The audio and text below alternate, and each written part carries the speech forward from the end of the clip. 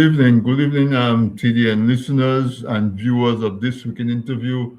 Welcome to another episode of This Week in Interview with your host and guide, Anthony Drago. As usual, Wednesday night, 8 p.m. Eastern Standard Time is when I get to spend some time with you. So you already know it's my favorite time of the week. It's the highlight of most of my week. And tonight is no exception. I mean, we're looking forward to tonight's conversation and your comments, of course. Join us. Feel free to make a comment and to also at this time share the live. Let folks know that this week in interview is live and that they should join.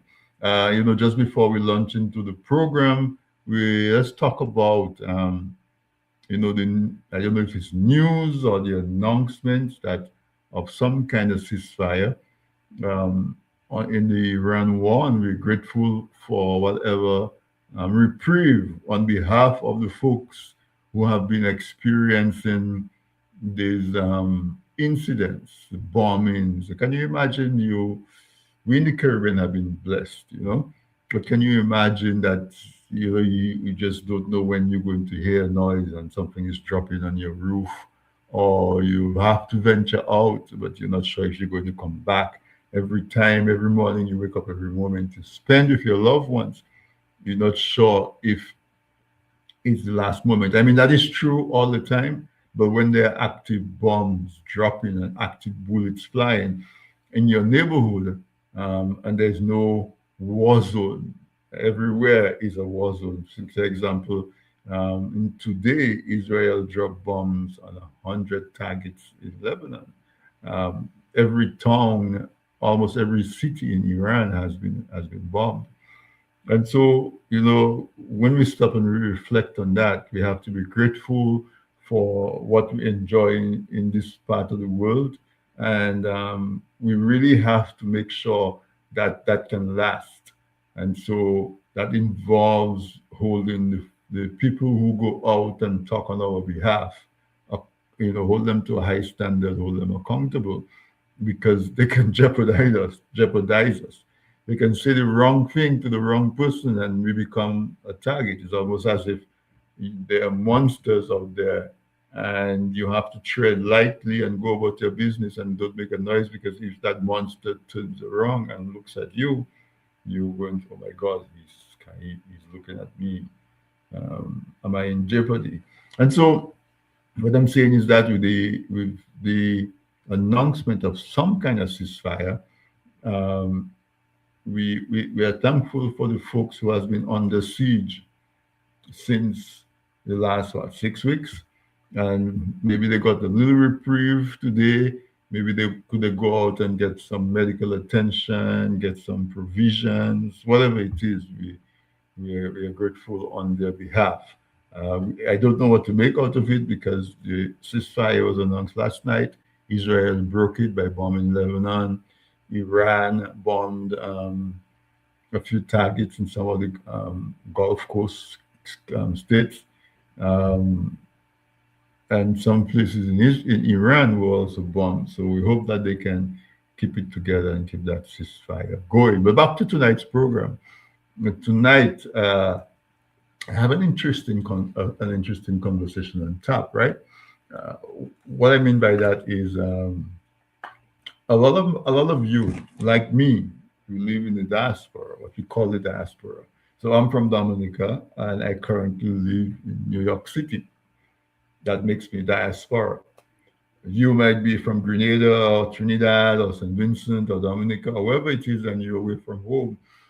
And I think for most of us, 90% maybe, just a rough estimate. I'm so sorry. Of us, we imagine that we're going to come here with a couple of objectives: go to school, maybe earn some money, give our children the opportunity to go to college or so on, always with the intention that if we succeed, we're going to go back home. And especially in the last few weeks and months, where it has not, life in these countries, the UK, the United States, North America, and so on has been becoming increasingly challenging. Have you really looked and say, I wish home was in a condition where I was convinced that I can go back home? Are you planning to go back home? Have you been planning to go back home? And if so, where are you in those plans? Is it something that you see that can happen this year, next year, and so on? Well, my guest tonight, uh, he was my classmate in grammar school, Dominica Grammar School. And then he went to the UK, lived there for a couple of decades, and then decided that he was going to move back to Dominica, and he did it. You know, one of the few. Well, a lot of people do it, but they do it like after they retire. We see a lot of folks build homes. They come back to Dominica. They get sick within a year, 2 years, 3 years, and then they pass. But he's my classmate. He must be young, right? If he's my classmate, he must be young. I'm saying it twice, right? He was my classmate. He's relatively young, and he's succeeded in moving back home while he's still strong and energetic and healthy and can hike and can do all of those things. And so he's on tonight for us to have a conversation, and so I can interrogate him to find out what he did, to see if I can replicate it and do make that move as well, because I'm jealous. I wish I had already moved back to Dominica. I wish I had found the courage and the guts to do it. And then also, having done that, he is, because he's still full of energy and vigor and vitality, he started a couple of businesses, and so he's the author of a couple coloring books, historical coloring books, but he's also gone into wellness and well-being and mental well-being and a couple of other businesses. So I invited him on to come on and talk about that. And so I've already taken too much of your time. I'm anxious to have my conversation with my guest tonight, Mr. Kitwana Blanc. He is on, and I am just really dying to hear the story, the decision, the actual experience of moving back. Is it what he expected, and so on and so on. So, Kitwana, welcome to this weekend interview. You've been on once before, but it's been a while. So, welcome back to this weekend interview.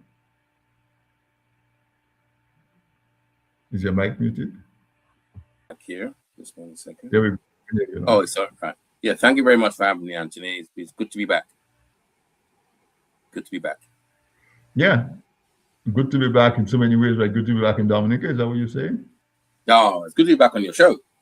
First and foremost, good to be back on your show. Fantastic, right? Right. Absolutely wonderful, right? But yeah, it is good to be back in Dominica.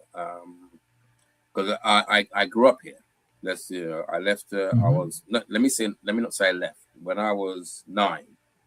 And I remember this like it was yesterday. I remember my parents waking me up from my bed. Your 9-year-old is sleeping in bed. You ain't washed your face, nothing. You're half asleep, and they wake me up. They woke me up from the bed.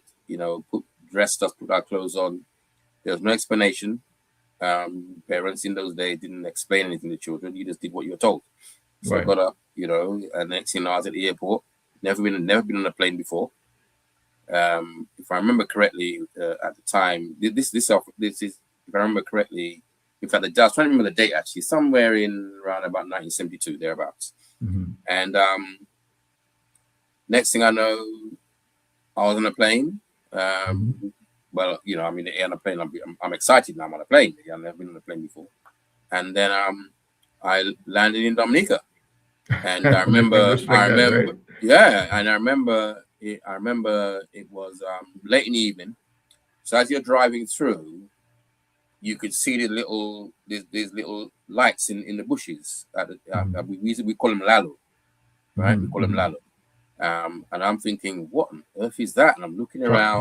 Fireflies, right? Fireflies, and I'm thinking, what is that? And we're driving, all I can see is bush, and stuff like that.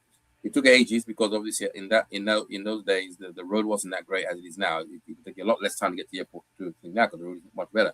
But in those days, lots of potholes, But I was so tired, I didn't really give much thought. And then we moved into our uncle's home. That was right opposite where Lugay. You know, Lugay did the upholstery, Oh Princess yes, Margaret Lane. I yeah, was right. Princess Lane. I was directly opposite him. That they used to Okay. have a shop. They used to have a shop there at the bottom selling groceries and stuff. I was directly opposite him. When I woke up in the morning, I was like, I looked at. In fact, what woke me up? I heard a cock crow. Now, throughout my time in the UK, I'd only seen it on TV. I'd never actually seen one live, only on TV. And I woke up at my bed, jumped up early morning, and I'm thinking, what is that? Let me tell you something. Listen, Drago, let me tell you something. I'm not taking it from you. Exactly like that. And I'm thinking, and I jumped out of bed. I'm thinking, what is that?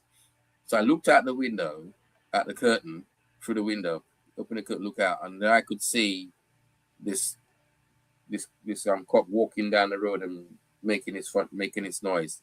Listen, I look around. I thought, what is this place? I'm looking around, holes in the roads, all of that, and then I'm seeing people walking by barefoot, and I'm thinking, huh? What is that? And immediately I said to my mom, please, can you send me back to England, please? I don't want to be here. Their response was quite clear. When you've wasted your money to buy your ticket, you're more than willing to go back to England anytime you want. That was the end of conversation. And so I grew up in the UK. In Dominica. I grew up in Dominica. I stayed there up until about when I was about 25. Because by that time I'd raised my money to go back to the UK, as they said. Right. So it took me about 15, 16 years, but eventually I got there, and that's when I returned to the UK, and stayed there for quite a while before I came back. So you were born. So you were born in the UK, I was born in the UK. And then your parents did what you were doing right now. Really, when they came back home, That's brought correct. their kids with them. That's correct. They brought us back, and Wow. now when I see what I'm doing now, I realize that was the best move that they'd ever made. They never taught me anything about, African this. None of that kind of stuff came up. They just sent us back. And so I was able to avoid a lot of the issues as a young person growing up in the UK, because there's a lot of issues with young people growing up in the UK, drugs and all kind of different kind of stuff going on, crime and stuff like that. We was able to avoid all of that at that time. So yeah, I didn't grow up around any of that. You see? So that was great. A really wholesome environment. 1972-ish. I started grammar school in 78. So that's around about the time I started. Yeah, because we ended up in the same class a couple of times going to grammar school. That's correct. Yes. And so that was a very wholesome sort of community in Dominica at the time. Really perfect blend. Okay, so you went to the UK at 25, and you spent your adult life there.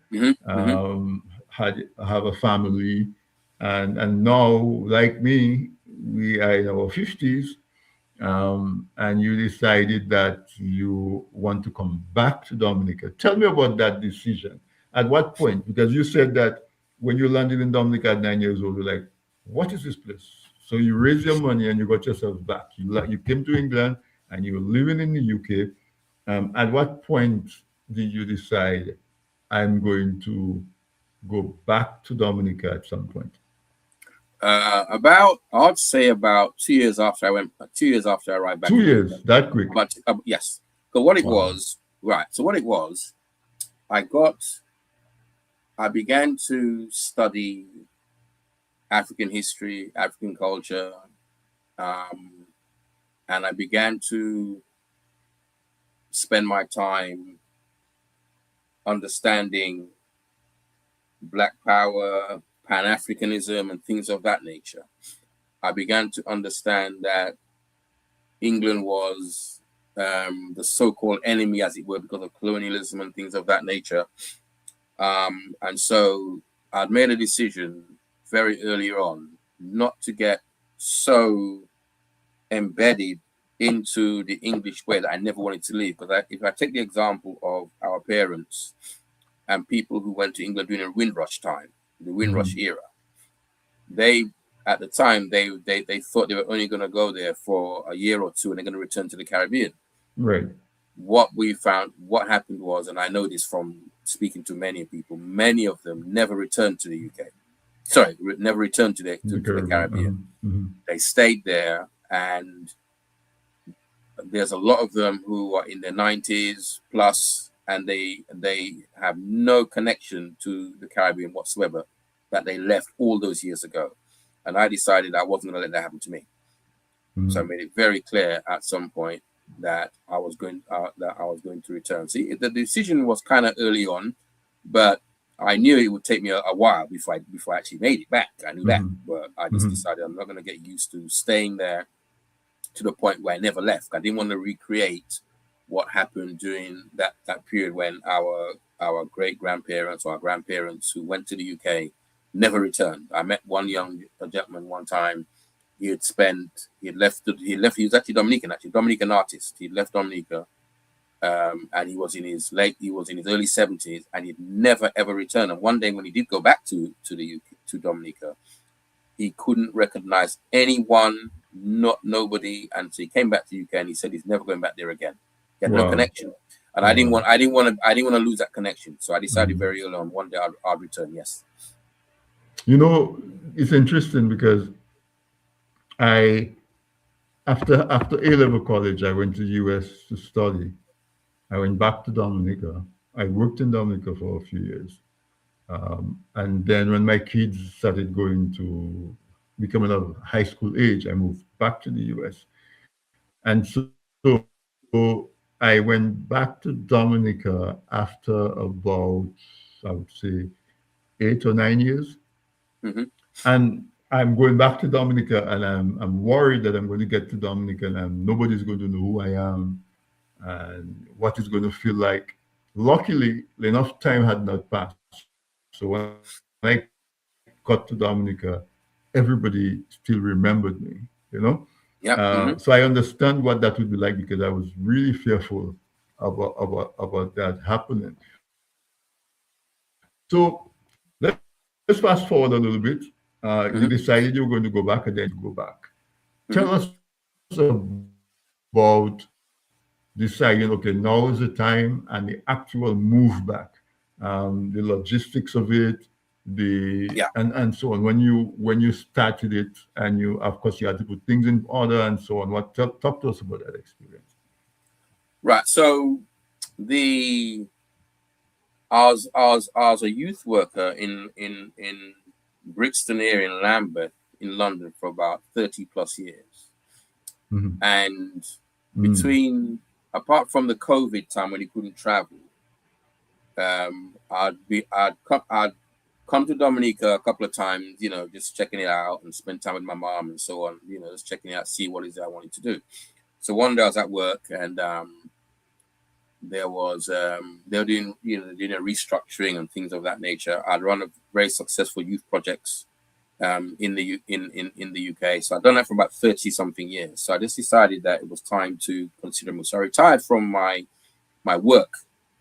I retired from work. It was a big shock to my employer because they didn't think I was going to leave. I retired from my work, and my fiance, who's probably listening to my interview right now. Together with her, when I met her, we decided to combine our talents and our energies and our finances and so on. And we decided that we were going to move back. So what I did was that I started to plan and prepare the move that was going to be made. Logistics were something else. By the time we decided that I was going to come back, we had some properties. I had a property here in Dominica, which my mum left me. That's one of the reasons I came back. When she passed, she left me a property, and I'm sitting there thinking, well, I'm walking around roads and I'm seeing derelict properties, and I've been told these belong to people who are no longer here, and because of family disputes, they're not being fixed up. And I thought, I'm not going to let that happen to me. My mum left me a house and property. I might as well don't let it go back to nature. Let me come and occupy it. So that's what I did. So I started planning, planning the move. The logistics was huge. We had an entire house to pack. I spent about 3+ months packing box by box by box, throwing stuff away, packing box by box, you know, and then organizing with a shipping company, and then organizing because I took my car with me as well. Mm-hmm. You know, so we spent a lot of time doing that, planning the right time to actually go. You know, to not do it during hurricane season, because the intention was when I came back, the intention was to build a house, right? Right. Something which I couldn't achieve in the UK, right? Mm-hmm. What I managed to do for me and my fiance, the house that we've got, we could never have done that in the UK. And there comes a time when you want a certain quality of life, and England wasn't going to give me that quality that I was interested in. So I waited until my children. The key thing for me was making sure that my children were a particular age, you know, before I left. I couldn't just leave without them being able to do what they needed to do. So after my children have gone to university, one's in university now, one's graduated, and then I then decided, okay, now's the time to actually make this move, right? So all of Mm-hmm. the container with all the goods, you know, and then speaking with a gentleman, Charles Challen, the shipping, he's pretty good guy. He ships all over the Caribbean, and he set me straight. You know, things were done in that respect, and so I came ahead of all of the stuff arriving to be able to receive it whilst I was here. Mm-hmm. Um, and then, well, when it got here, that's another story. You know, but the logistics of it was absolutely huge, right? To Mm-hmm. move an entire household plus your car from one country to another. Um, would I do it again? Probably not, because it was so much work, right? It was so much work to do it. But I'm Yeah. thankful that we did it because I went through the experience, and now I know what it's like when you're moving. Is when you're in the UK, you're moving from house to house. That alone is work. Let Right. alone if you move from one country to another country. Mm-hmm. That there's a huge amount of work. So yeah, I made that decision, and in 2000, in October 2024 was when I came over. Finally, I said goodbye to everybody. Because there's a lot of stuff you have to organize whilst you're over there. You know, banking stuff and how you access finance and what kind of stuff. So there's a lot of stuff to do. I had already retired from my work, not a state pension, but from my work. So I knew I could do what I needed to do.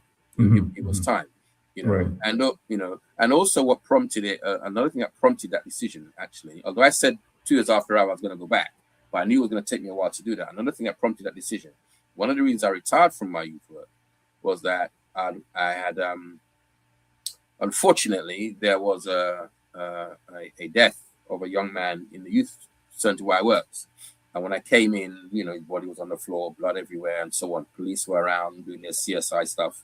And I realized that I'd given 34 years to this job. It was time for me to move on to something that I could have more control over. And so, yeah, that helped. That also helped me to make my decision as well. Yeah. So let's talk about the difference in life in the UK and in Dominica. And what I mean by that is, so I live in New York City. Everything goes at 100 miles a minute. Everybody runs for the train like there's no other train for the next 5 hours. Yeah. Everybody tries to beat the red light. Everything is just frenetic and fast.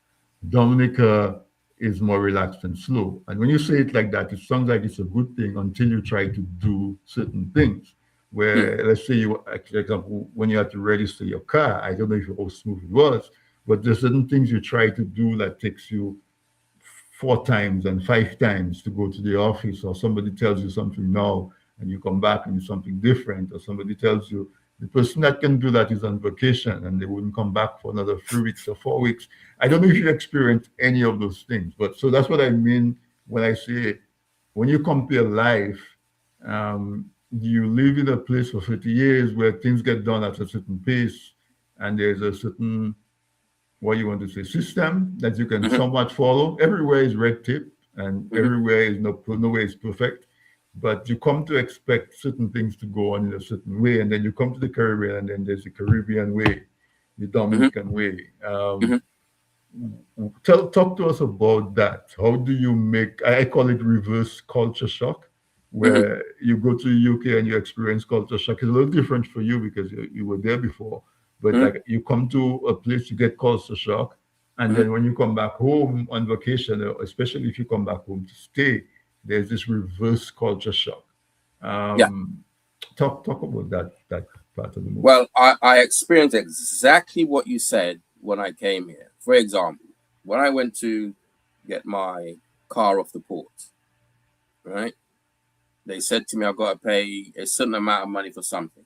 So I went to get the money and to get it. When I got there, they then said to me, and I'm getting ready to get the car. They said to me, "Oh, there's another paper that you need to get this out. You need to go and pay this money." I said, "Well, why didn't you tell me that when I was there the first time?" So I had to go Right. back again and go on to town, get the money, and come back again. And lo and behold, it happened for a third time. I said, "Hold on a minute. If you had told me all of this, I'd have got all of it at the same time, and it would have been done with. You make me make 3 trips to Rosa to come back because you need some documents, some this and that." So that exactly what happened. But one of the things at and it happened with other things. Well, I'll get myself out the port and stuff like that as well. But one of the things I recognize, I came here with the attitude that Dominica is not England, Mhm. right? Dominica is not England. Yes, there's certain comforts that one would like to have access that I had access to in the UK. For example, if I need to go to the bank, one of the things I try to avoid like the plague is never go to the bank on the end of the month Mhm. or on a Friday or during lunchtime because the bank they're always packed. In the UK, I could just get online, do what I need to do, call up somebody, sort it right there and then. But unfortunately for here, there's certain things you have to go to the bank and do. So I pre-prepared myself. So that's why when I was coming here, before I finally make the final move, I was coming here over the years every so often. It allowed me to see what is possible, what's not possible. And because I have that information, I can pre-prepare myself, right? Mhm. So if I know I have to go to the bank to do anything, unless I absolutely have to go inside of the bank to do something, I don't go. I do everything. I do where possible. I do everything online, Mhm. right? Just to avoid it, because I know, like I said, Dominica is not England, and to compare the two, it's not necessarily fair in a sense because England is a different type of country. People work differently. In England, there's this rush. You talk about the rush for the bus and beat the red light. That's the UK. They have that absolutely all the time. Here, I realize that there's a different set of issues when it comes to driving and things like that. There isn't that kind of what I consider to be etiquette on the road here Mhm. in Dominica. So people will drive on the opposite side of the road just because they want to get past you. You know, you're trying to drive between Canefield and Roseau in the rush hour, and the whole line right up to past Canefield is at a standstill. But you'll Mhm. still see bus drivers drive on the opposite side of the road, go all the way down, as if as if they have some right to cut past everybody and get in. Oh, it happens all Um, the time. an Um, ambulance, yeah. Mhm. yeah, ambulance is different. I know, I No, understand no, the I'm ambulance saying this in the ambulance. as if they're an ambulance. Yeah, you see. So I pre-prepared myself when I was coming Mhm. here because I knew that things operate differently here. There's a different attitude towards things here. I remember when I went to get my when I bought some land to build a house. I went to the registry to to do all I needed to do, and when it came time for me to pick up the document, um, I was told that oh, the registrar hasn't signed it yet. She'll be signing it next Tuesday. So the following week I go back next Tuesday. Oh, the registrar hasn't signed it yet. She'll be back in tomorrow. So I go back where I come back tomorrow to get the document. Oh, I'm sorry, but she went on leave. I said, well, hold on a minute. You said to me she's going to be back here tomorrow. You're a secretary. Why didn't you tell me that she's going to be on leave and that I didn't come in the following day to get the document? If you had told me that, I would have spent my time coming in to get a document. But didn't. So these are sort of things you get. People don't tell you what's happening. You have to work it out for yourself. But I take it as part of the course. It's not great, but I do understand that sometimes this is how people function here. So I just pre-prepared myself. Mhm. I know I don't what I have a saying: where there's no expectation, there cannot be disappointment. So Correct. because I have no huge expectation, I don't get disappointed by it. So that there is a particular lesson. If you Yeah. plan to do this, when you plan to do this, when you plan to leave the strange land and to go back home, one of the things that, from your experience, that helps. is to go back a few times, not Yes. just for carnival and then go back home, but No. go back a few times, spend time during regular business time, Yeah, you do a and try recce. to get a little bit of, yeah, reconnaissance, right? You do a recce. Yeah. Let me give you one example of that. When I went to the port, right, to collect my things, I said to myself, you know what? I know that they're gonna send me back and forth, get all kind of documents. I just knew it, right? I just knew it. So what I did, I had all of my documents ready when I went to the port to get my stuff. When I'm sitting down in front of the controller, he says to me, "Okay, I need you to give me this, this, this, this, this." When I opened up my envelope, I showed him all the documents. He looked at me like he was in shock. Mhm. He said, "You came prepared." I said, "Listen, I know how things function here, and the last thing I want to do is keep going back and forth to Rosa, back and forth for documents." So I had all of the documents ready right there and then. He processed everything there and then. That's why I have to prepare like that, because I know what they'll do. I've experienced it. You go back and forth 10 times before they can sort it out. You see? So I made sure I prepared. And I do a recce, check it out, get prices, get names and all of that stuff, and I put it on a spreadsheet. All of those things Yeah. I had to get, because I Mhm. knew I was gonna need that information later on. And I was calculating, sitting down making calculations. These calculations, I did it. I just had to do it in advance, because I know what he's like. Yeah. And, try to get a feel for what it costs. Mm-hmm. You go grocery shopping, take a Yes, bus, go to the go to the hospital. Go, I don't know, just do those things so that you can get a true sense absolutely.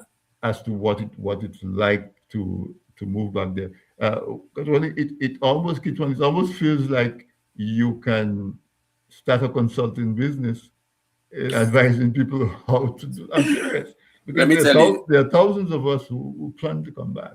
Let me tell you. That is true, but it was especially true when I started to get the house built. That was especially true. The do's and the don'ts, right? The what people make you go through back and forth. And I still got caught out, because sometimes people don't give you all the information you need.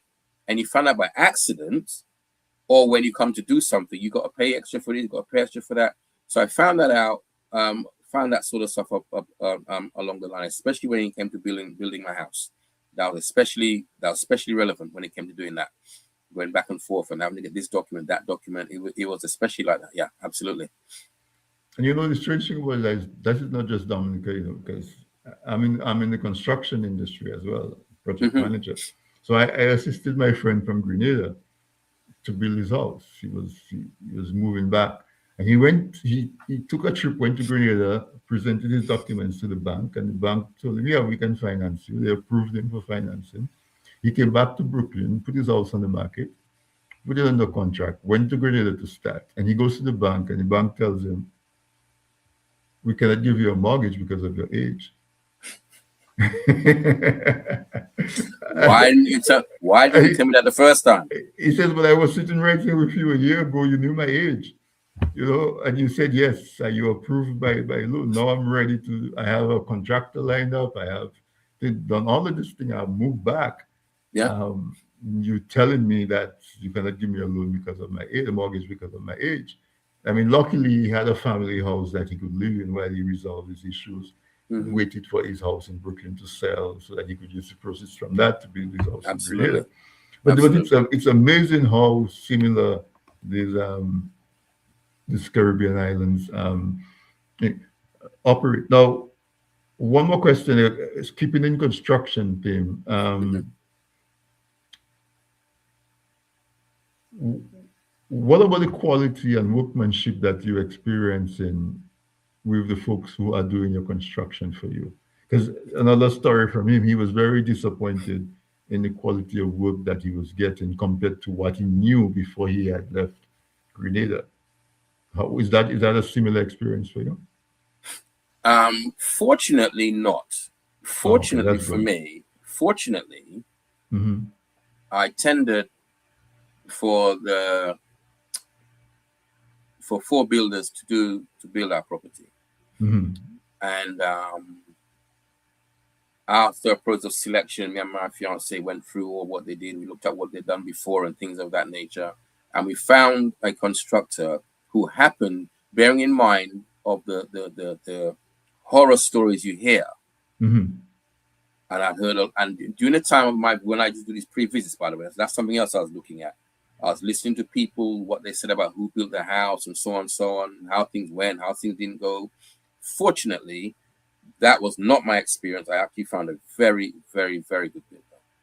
So I'm very pleased with the work he's I mean, done. feel free if you want to. Feel free to say who he is, because he's doing a good job. Mentioning him Oh, is it's ample reward. You know. yeah, Oliver Joseph Construction. Okay, I'm Right? familiar with that. Yeah. Okay. Yeah, Oliver Joseph Construction. Young man, actually, he's only about 34, 35 years old. Mm-hmm. But Mm-hmm. he runs a construction business, and he was very, very good. He advised Oh, me really good. very well. Mm-hmm. And Having a little bit of he technical helped audio guide me difficulty. through what they were doing. I was there every day. I was there Mm-hmm. throughout the entire build. I saw everything that they were doing.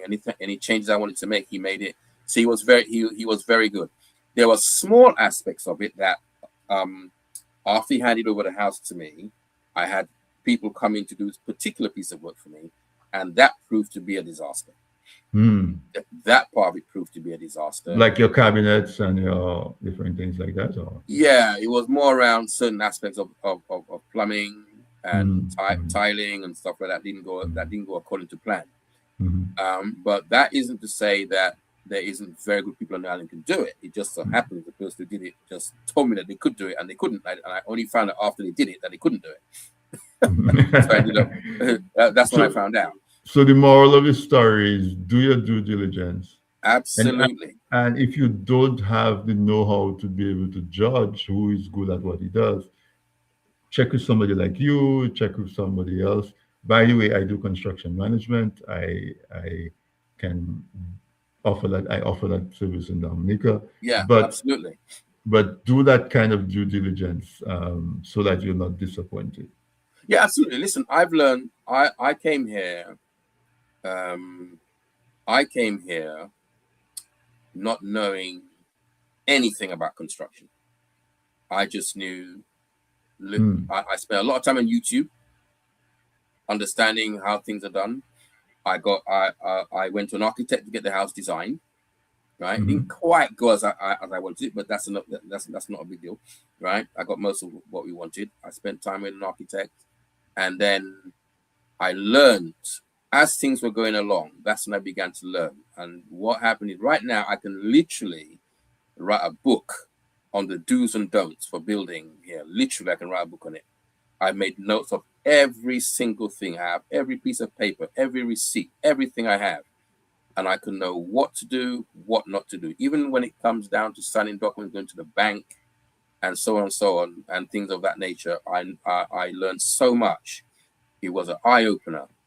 But but by the time I finished all of this, I got a dossier. Literally, I have a dossier on it, and I could advise anyone on what to do, what not to do, and sometimes who to go to and who not to go to. We'll have to go to, right? Yeah. And Yeah, how to, absolutely, who to call, how to do what. Yeah, even that kind absolutely, of intelligence. All right. So absolutely. let's take a quick break, get some words Hmm. from our sponsors. When you come back, we're going to talk about some of the activities that you've been involved with since you've moved back. Because I Hmm. mean, you're a young man, although you said you retired from your work, that doesn't mean you stopped working. And so No, you're in Dominica in that space, and you are providing some very valuable service. And so yes. we will talk about some of those activities that you're involved with when you come back from the break. So stay tuned, listeners. My guest tonight is Mr. Kitwana Blanc. He returned from the UK to Dominica, and he is telling us about the process and the stuff that he's involved with. Significant activity, building an entire house and starting businesses and that sort of thing. And so we will uh, explore, and hopefully some of you folks who are planning it or going through it right now can find some valuable information in his from his experience. So we'll be right back.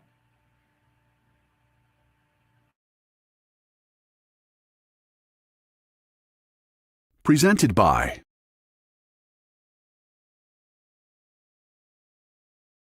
Presented by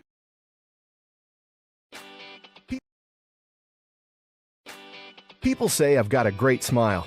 Well, I have to say, this is all thanks to the professional team at Beacon Dental Group right here in Dorchester, Massachusetts. I've got world-class dental care.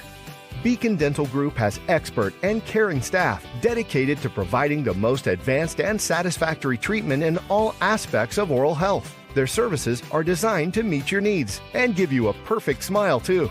General checkups, cosmetic surgery, Gemini laser service, and advanced procedures, all in a state-of-the-art facility. Call or visit Beacon Dental Group today, 1026 Blue Hill Avenue, Dorchester, Massachusetts, or call 617-282-2146 for a smile that lights the world. Looking to promote your business, engage current customers, and reach new people? Well, look no further. From the basic presentation to a fully fledged advertisement, use your video ads to attract customers. At Man's Audiovisual Productions, we do just that. We produce videos for business and event promotions, product demo videos, animated explainer videos, fundraiser ads, and much, much more. Engage your clients and sell online. We customize the video to match your brand design. Guaranteed to play flawless on all devices, including smart TVs. Contact us at telephone number 203-690-4342 or 767-245-6238. Visit our website, mansaudiovisual.com, or email us at derekvideo@gmail.com.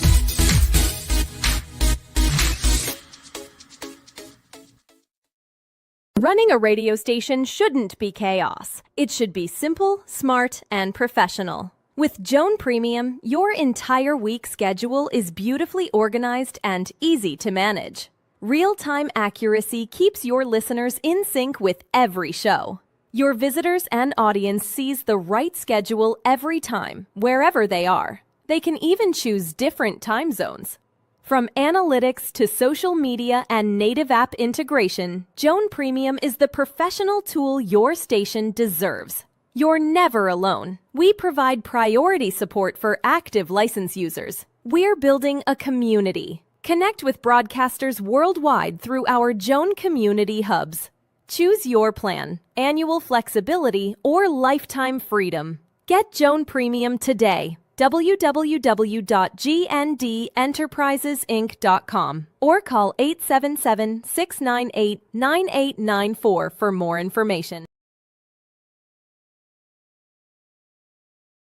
Thank you for staying with us through the break. My guest tonight on this weekend interview is Mr. Kitwana Blanc. He's a returning Dominican after spending some 30-odd years of his adult life in the UK. He decided it was time to go back home to Dominica, and he's done that, and it seems like he's doing it very successfully, not necessarily without little hiccups here and there. What in life goes on in a direct, straight line, but he seems to have made the best out of it, hopefully weathered the worst storms, and is settling back into Dominican life like a champion. So that's where we are with the conversation. But now that he's traversed the Atlantic, so to speak, and come from the UK back to Dominica, let's find out what he has been up to since he's been back. Kitwana, I know that you've done a couple of coloring books, and it's not just coloring books like you just go by any store for $1. It's coloring books that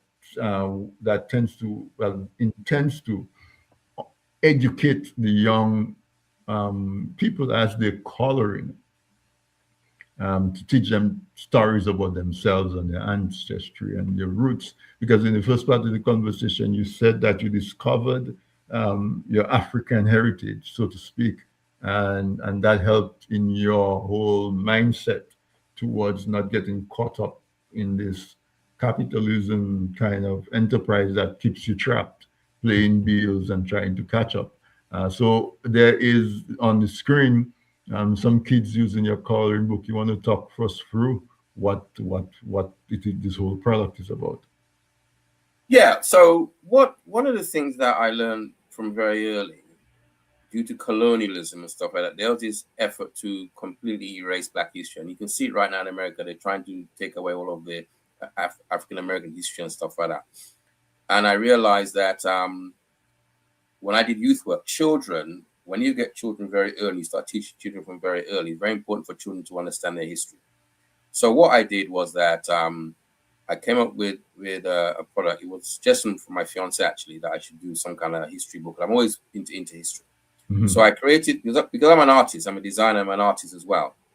I came up with this idea of doing these coloring books. Now, the coloring books are not just any coloring book. They're specific about teaching our young children history, but it's also for the parent as well. So when you get the book, the parent sits down with the child. It's for children 6 to 11 years old, and they sit down with their son, their daughter, their niece, their nephew, and what have you, or friends, child, whatever you.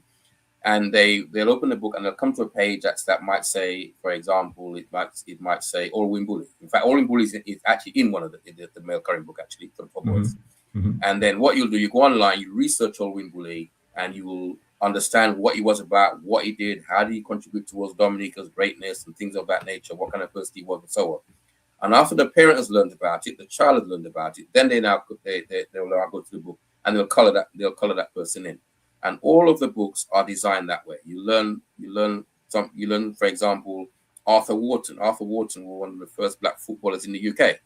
Now, I don't know what the history curriculum is like in Dominica. I'm still checking it out. Got a meeting with the education minister at some point to look at that. But I think that when I grew up in Dominica learning history, it was all about slavery. We were never told that that long before Europeans came on the scene, that we were kings and queens. We were never told that we had royal families. We were never told that we had civilizations. We were never told any of those things, right? So the aim of the book is to get our young children to understand beyond what they're taught at school now, from a very early age, that we were just slavery. No, it wasn't just slavery. We were kings and queens. And when they look up different people, they will learn more about that type of history. They'll learn about our heroes and sheroes who fought the slave masters and things of that nature. You learn about kings and queens. You learn about all of that thing. So the child gets a more rounded understanding of their history and their ancestry, because our history here is not different or is not disconnected from African history on the continent, right? We're in the Caribbean because of a certain thing called the slave trade. Although I have an issue with the word slave trade, right? I'll redefine it personally, but we're here because of that. So we're connected to our culture.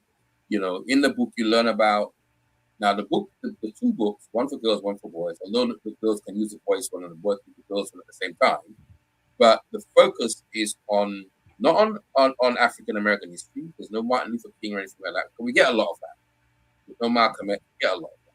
So the focus of the book, these particular volumes, is Black Europe, because there was a Black Europe, right? Black people were royalty. They were merchants. They were head of armies, which we don't hear about when we're talking about history, right? And I'm pretty certain we probably don't hear about it when we're teaching our children from Caribbean history. Almost certain, but I'm not 100% sure. So we don't learn about Queen Charlotte Sophia as an example. Queen Charlotte Sophia was a Black queen who married I think she was married to George III. I think it was George III. I can't remember the name, but I found out about it, and this is not nothing new because other Black historians had written about her a long time ago. But I went to the German embassy where her portrait was, the first portrait of her that was painted is in the German embassy, and I found it and I photographed it. Nowadays, when you look at Queen Charlotte Sophia, you'll see them paint her as a white woman, whereas in actual fact, the first person who painted her was a gentleman called Alan Ramsay. First person who painted her was an English gentleman called Alan Ramsay, and he painted exactly what he saw in front of him. Fair skin, very light skin, was a Black woman. So Queen Charlotte Sophia of Mecklenburg, she was the great grandmother of the Queen of England who just died the other day, Queen Elizabeth. Right, she was her great grandmother. right? Black But woman. Yeah. black woman, but they would never tell you that. You would never hear about it unless you go and actually do the research to find out. And in Europe, it is replete with examples of the contributions of black people to that history. So I focus on Black Europe, Black South America, right? Because they don't tell you in Argentina they had a black president. You never hear that in Argentina. There was a black president there at one point. You won't hear that, right? So Black South America, Black Europe, and the Caribbean.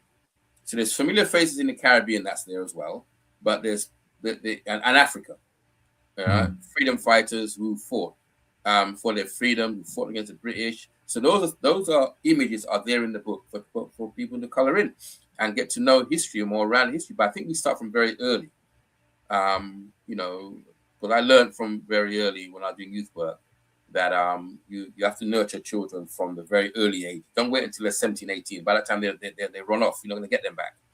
So I started from very early. That's why I targeted the book at 6 to 11-year-olds, girls and boys. Yeah.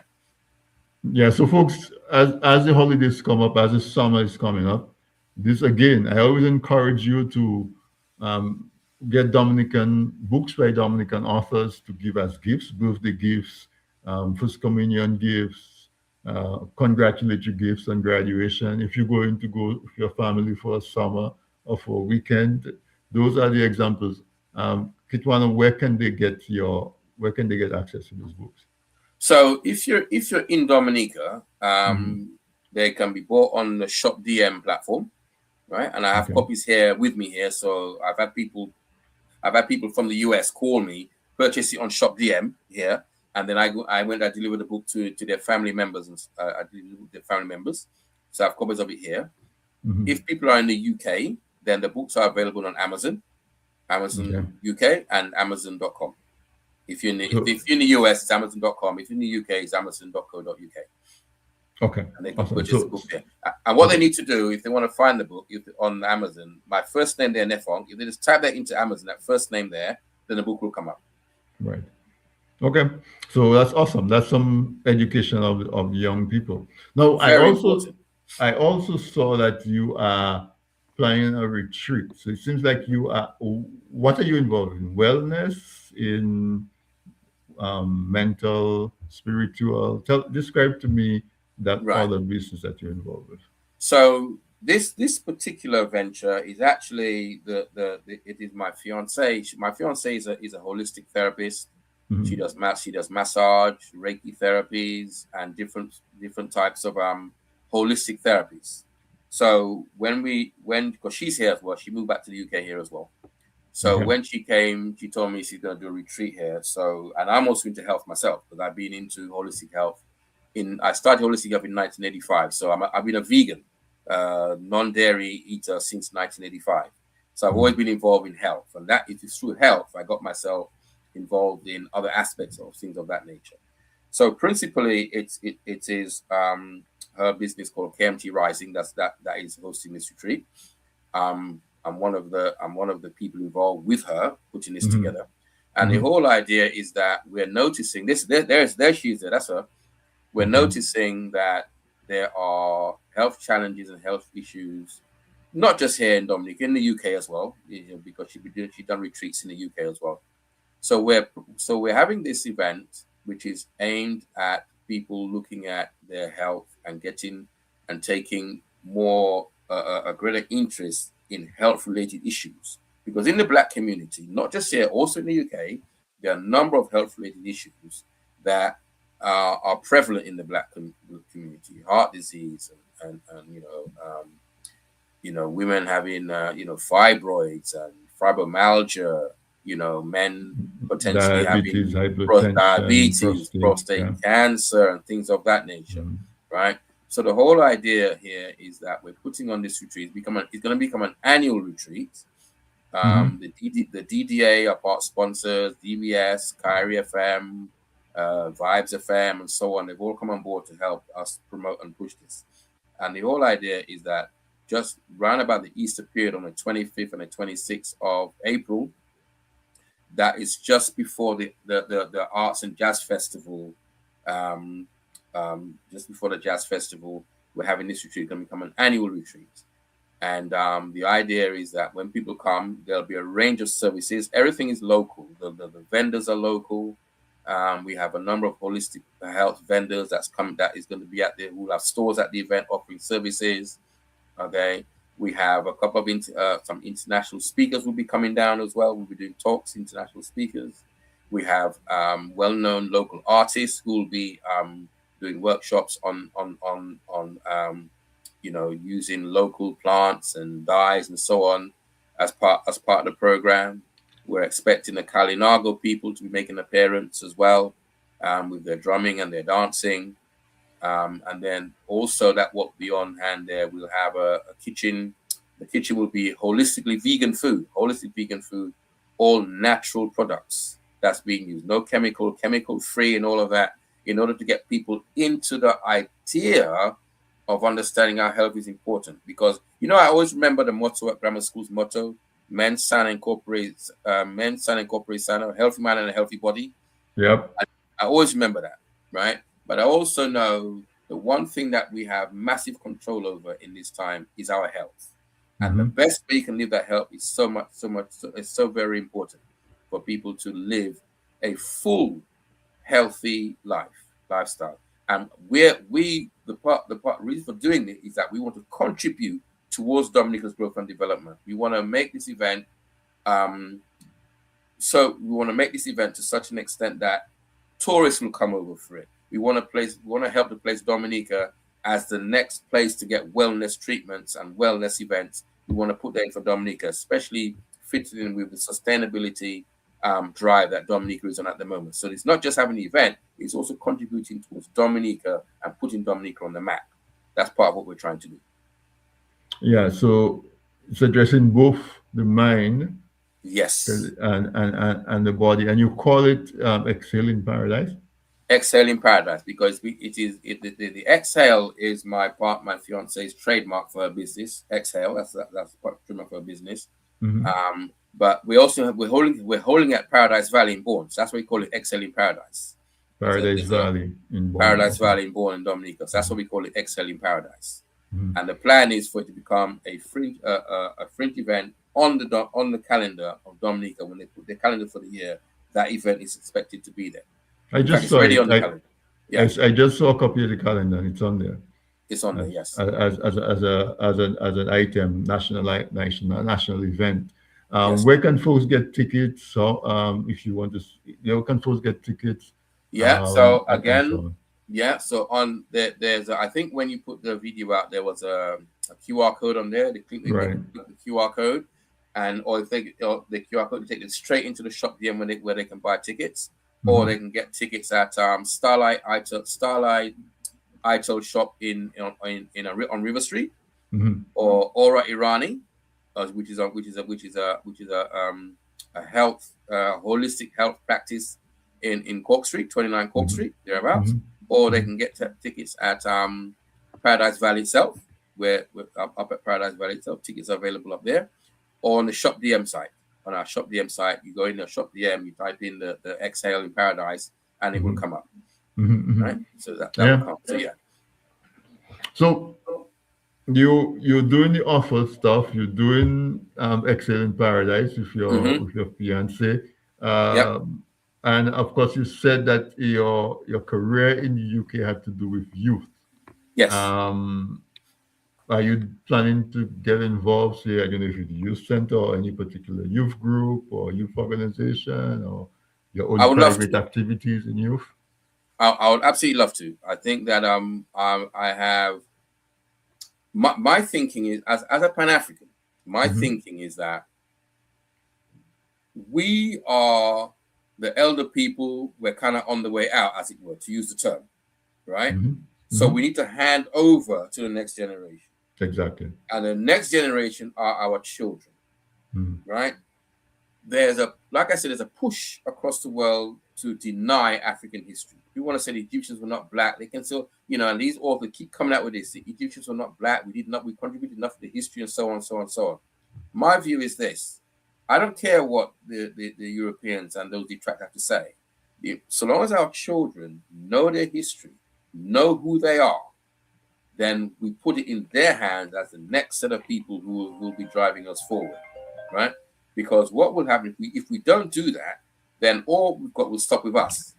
We need to hand it over, right? And do it in ways that is palatable to our young people and our young people across the world, right? The movement of young people across the world to learn more about who they are is huge. In Africa, it's huge, right? And we just have to continue that process. So my thing is teach our children, and then they will then move it on from. They will then take it in from there. So I absolutely would love to get involved with the youth in some way, shape, or form. I'm just focusing on finishing the house, but definitely I'm going to be having conversations with either the youth services or sorry, some mosquitoes running around my face. Youth services, in some way, shape, or form to see how I can use my 30 plus years of experience in the UK here, but not necessarily to bring UK stuff to here, not necessarily, but to use the experience I had in terms of bringing culture and identity.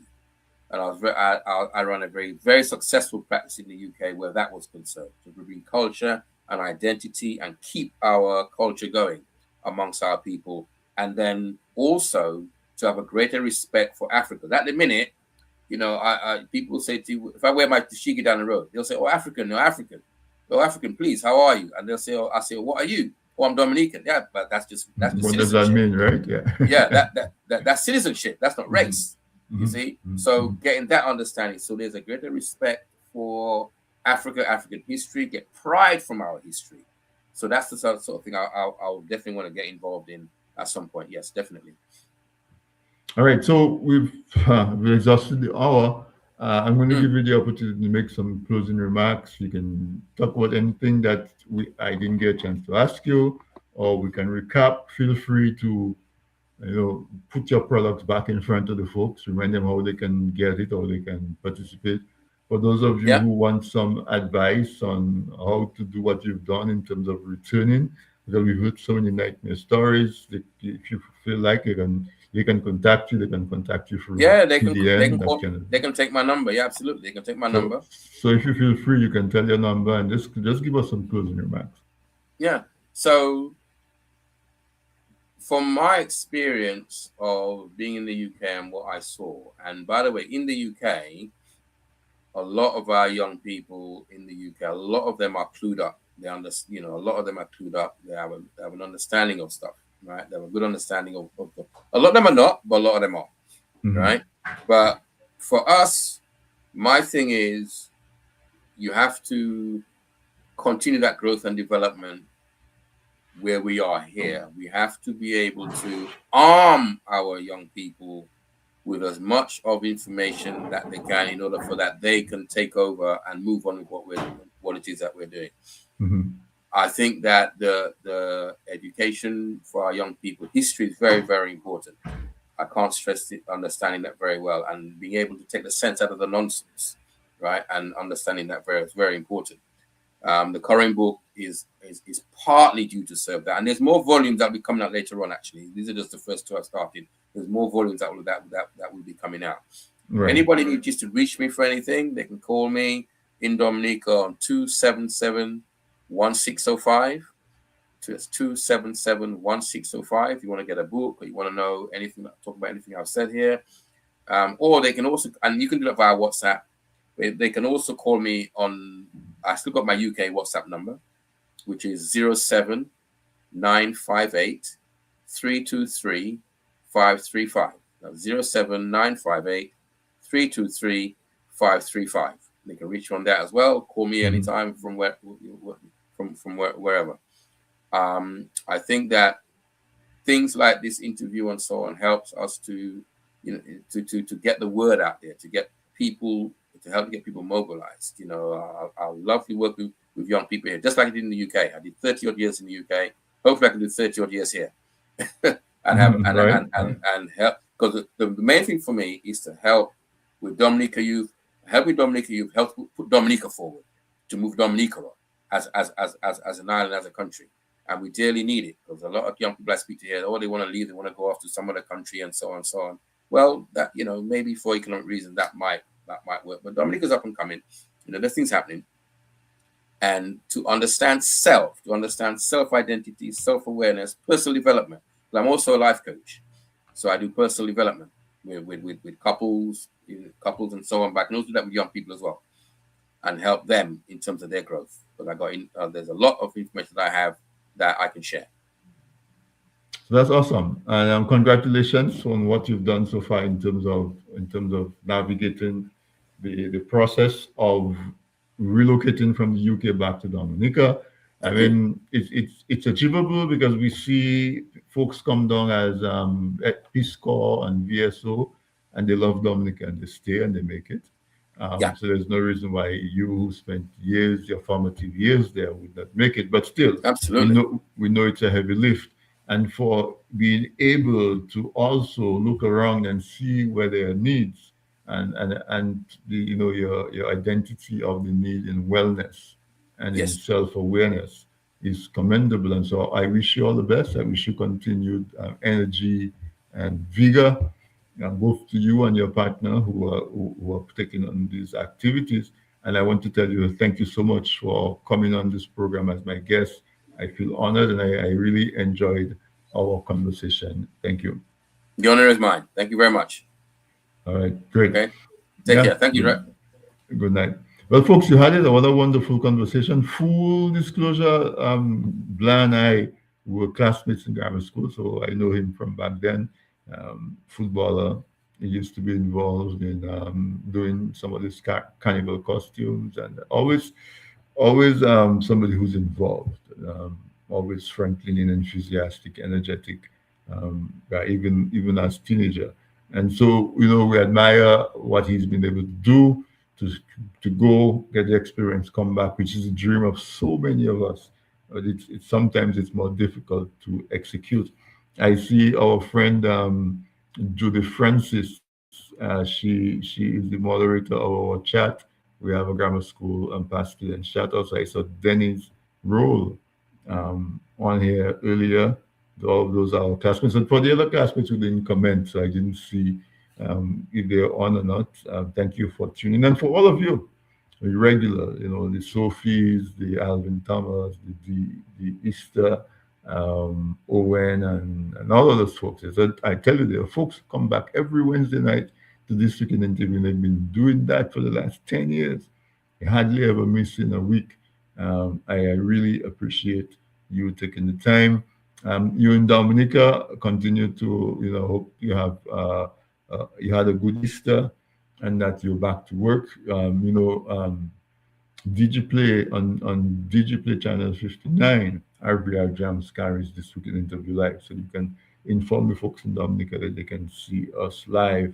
Also, Radio SBE online in the Toronto market carries this weekend interview live, and we're Radio GTM Global Music and Talk with Dr. Angelo Allen carries this weekend interview live, and we have our YouTube channels, we have Facebook, we have our own. Actually, if you don't do social media, then we have tdntv.net. If you're driving and you cannot use your eyes, then you can do the radio, tdnradio.net. And there's so many ways you can find out about us, and you can follow us and so on. Last week, Sam was on and he gave us an idea of some of the other programs. Right before this program, we have a program on youth on youth on a Monday night with sorry, we have a program on Monday night with Kathy, Youth in Motion. We have on Saturdays, we have Novelists with Island Therapy and Dissect. You have Jewel that does a program right before this weekend interview from 7 p.m. on Wednesday night. We have Flavor Jams on a Friday night. Okay, we have Esperance Creole on a Sunday night with Levi Low Black.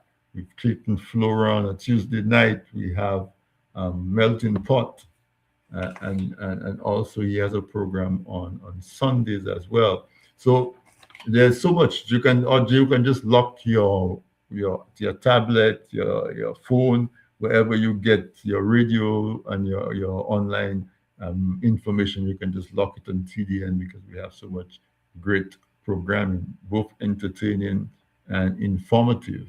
And so, folks, I'm going to say good night and wish you a wonderful remainder of the week and into the weekend. And I'll see you again next week. Wednesday, we're going to come back to our Green MAGA, Make Agriculture Great Again, with my guest, Adrian Banis. That's what we'll have on tap for next week, Wednesday. So I'll see you then. In the meantime, take good care of yourself and good night.